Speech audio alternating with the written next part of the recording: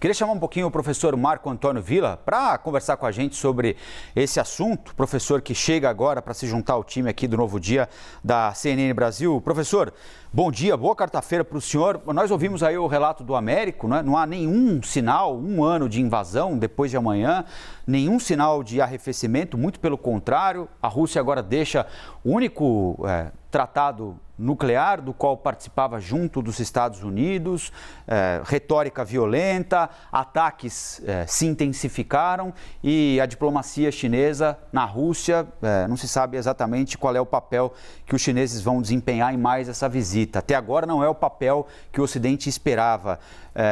O que é que o futuro reserva para o mundo, hein, professor? Uma pergunta fácil para começar o jornal de hoje.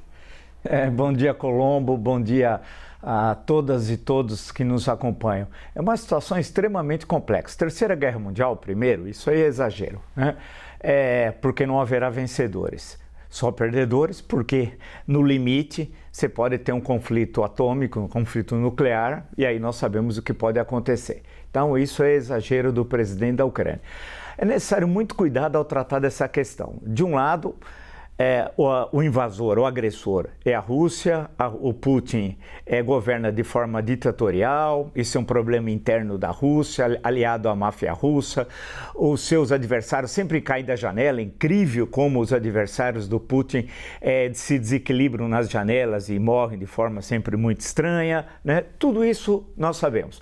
Que a Rússia tem uma história desde o século XIX, do czarismo, depois do comunismo com a União Soviética, criada em 22, demarcada pelo totalitarismo e, ao mesmo tempo, por paradoxal que seja, ter uma cultura fantástica, maravilhosa. Como é possível, em 2 séculos, 19 e 20, ter uma literatura, depois, quando foi possível, ter cinema, artes plásticas, música, como tem a Rússia? Eu não consigo entender esse brilhantismo cultural em meio ao sombrio panorama político de 2 séculos. Bem, mas vamos à questão da guerra em si. É bom lembrar que a União Soviética terminou no Natal de 1991. A Guerra Fria, a data que os historiadores acabam marcando é 9 de novembro de 1989, a queda do Muro de Berlim. Bem, tinha feito um acordo verbal entre Estados Unidos e União Soviética, nesse momento, no início dos anos 1990, já a União Soviética virando Rússia, portanto, há mais de uma dúzia de repúblicas se transformando em países independentes, de que os países da União Soviética, que agora eram países independentes, não entrariam na OTAN, e inclusive os países da antiga Europa Oriental, como Polônia, aliados do campo socialista. Isso não ocorreu. Vamos olhar agora do lado da Rússia, do outro lado do balcão, tá? Não é justificar a agressão, os crimes de guerra, nada disso, mas vamos para o outro lado do balcão. A Ucrânia entrar na OTAN significaria quase que fechar um círculo de ferro, usando uma expressão de outra época histórica, um círculo de ferro em torno da Rússia pela OTAN. E por que se cerca a Rússia? Porque ela é considerada para a OTAN um inimigo. Então, existe a questão militar e o olhar russo da questão, que a gente não deve se esquecer. E isso não justifica a agressão, insisto.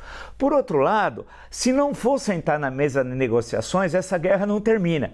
Para o presidente americano, é muito fácil transladar dos Estados Unidos, passa pela Polônia, pega o trem, vai para Kiev, conversa com o presidente ucraniano, volta para a Polônia, pega o avião e volta para os Estados Unidos, porque a guerra não é nos Estados Unidos, a guerra é na Ucrânia, né? E ainda mais 500 milhões de dólares em armas no território dos outros, da Ucrânia, né? Ali que é o teatro de guerra. Então, se não sentar à mesa e negociar, qual é a negociação? Aí é complexa.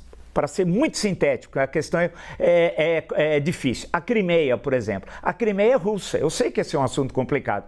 Quem passou a Crimeia para a Ucrânia foi o Khrushchev, que era secretário-geral do Partido Comunista da União Soviética. É bom lembrar que a União Soviética, a maior parte do tempo, foi governada por não-russos. Stalin era georgiano, Khrushchev, ucraniano. Então, aí teve, e a Guerra da Crimeia, no século XIX, tem um clássico, pode ler vários, mas eu estou citando Orlando Figes. Tem romance, citei o Tolstói outro dia, que lutou, inclusive, na Guerra da Crimeia, ainda quando jovem. Então, a questão que se coloca é do Donbass. Aquela região tem uma forte presença russa, é verdade, daqueles translados étnicos que ocorriam na União Soviética. É verdade. Então tem de chegar a sentar e negociar. Pelo meio, no caminho militar, não vai ter vencedor. Nós vamos ficar em conquistar 1 quilômetro e perder 1 quilômetro. Conquistar 1 quilômetro para um, outro perder. O Brasil pode jogar um papel importante. Pode parecer um absurdo o que eu estou dizendo, mas o Itamaraty está tentando fazer isso. Sentar na mesa de negociação. O Brasil, é bom lembrar aquele episódio do Irã. Vamos lembrar a tentativa de um acordo Brasil e Turquia auxiliar o acordo entre os Estados Unidos e o Irã. Acabou não dando certo por outras razões, né? Nesse caso, sentar no campo primeiro dos BRICS, vai ter a reunião dos BRICS, depois agora temos aí uma reunião da ONU, né? E buscar uma negociação, porque sem negociação, pelo meio militar, essa guerra vai se estender. E quem perde? Primeiro, a tragédia humanitária ucraniana.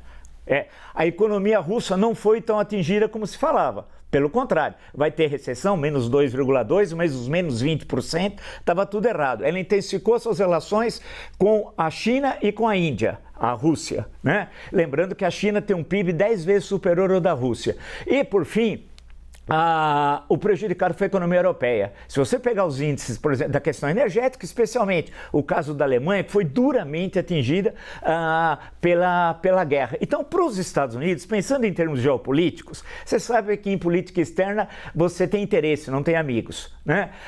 Isso se fala sistematicamente. Enfraquecer a economia europeia para os Estados Unidos é bom. É bom lembrar, e por fim, o presidente Eisenhower. O presidente Eisenhower, general, comandante das Forças Aliadas na Segunda Guerra Mundial, ele foi 2 vezes presidente da República, eleito, 52 e 56. Ele falava do complexo industrial militar, que queria a todo momento guerra para ganhar dinheiro. Ele, um militar, um grande militar, por sinal, um grande comandante militar. Então, a extensão da guerra da Ucrânia favorece a indústria bélica, inclusive testando equipamentos.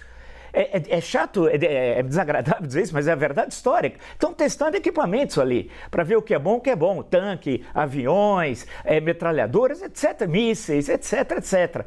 Então tem de sentar. A grande questão é, chega esse tipo de auxílio, só vai acender. Não creio que a China vai querer envolver a guerra num plano superior, porque a guerra também não é bom para a China. A China é uma potência mundial hoje. Ela está chegando, ela passou economicamente, depende do índice, o PIB dos Estados Unidos.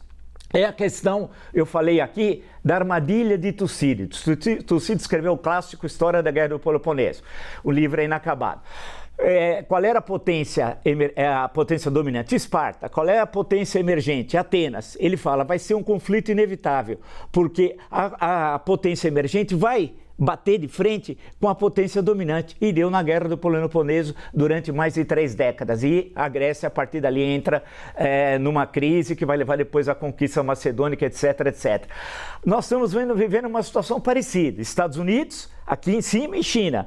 Na Guerra Fria não teve o conflito militar direto, né? Estados Unidos e União Soviética.